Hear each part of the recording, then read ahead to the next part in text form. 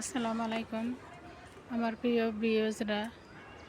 এই যে দেখুন, এইবার মাশাআল্লাহ অনেক বড়ই আসছে গাছে, অনেক বড়ই।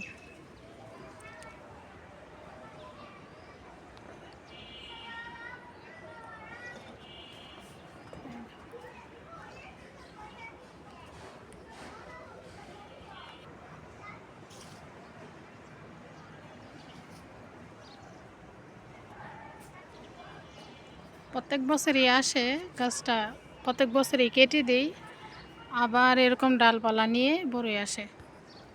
এটি হলো কুল বড়ই, টক না মিষ্টি বড়ই।